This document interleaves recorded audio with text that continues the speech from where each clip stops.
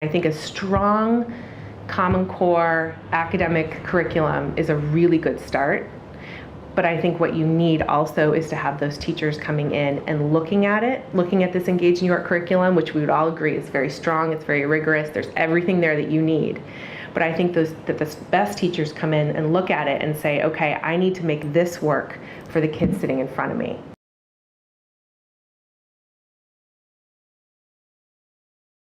We had some teachers feeling like initially, beginning of the year, oh, this is too much. Look at all, they want me to teach kids all of this in one day, right? So we really started to do some work around how do I chunk and how do I make decisions about what stays and what goes?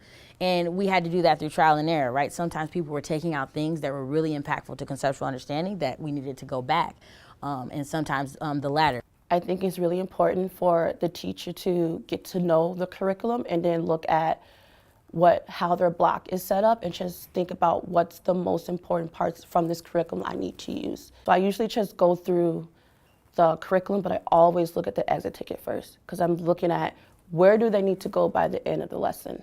I'll look at the exit ticket, then I look at the objective provided by Engage. So I kind of backwards plan just to see where do they need to go, just so they're ready. I really understand this standard and I know what's manageable, what's reasonable for my students. I can come up with that objective and then we're gonna have more success.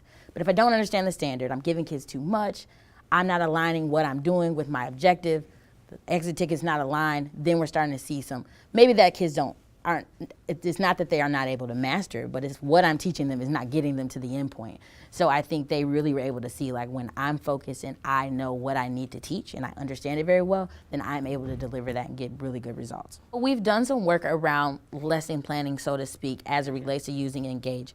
We kind of wanted to get that out of the way very early and say, hey, we're not copy and pasting Engage and throwing it into the McNair lesson plan template. That doesn't work, right? So we really gave a clear cutout process, and one of my cluster meetings a process of how to do that, right? So we started out with having them look at the exits, solve the exits, look at the homework, solve. Now go back and identify what do students need to know and be able to do, and how am I going to chunk that down? Is that something I can do in a day? Does this lesson need to be broken in 2 days? And so we've done module deep dives, we've done lesson deep dives, we've done both in cluster, and I've done those individually one-on-one with teachers, especially teachers that struggle.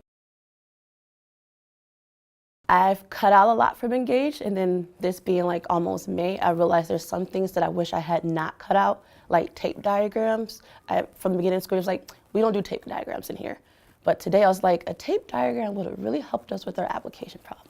So moving forward to year 3, there's some things that I cut out this year that I'm gonna embed more next year because I think they will really help them with more of their problem solving skills.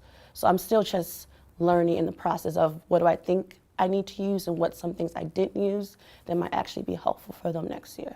So if I could go back to the beginning of the year, I would collaborate even more than I did and my team did with teachers to sort of identify the parameters and the practices with which we would modify the curriculum. Because at NTA now we have teachers who are very religiously following the curriculum with almost no adjustments, and then we have others who make modifications all of the time. And depending on the capacity of that teacher, the result in either case is really profound and powerful, or it's not very good at all. So I think making sure that the instructional leader, my advice would be that to the instructional leader is to make sure that you have a really firm understanding of where your teachers are and identifying their needs, and then to the extent possible grouping them in ways that will allow you to support their planning needs.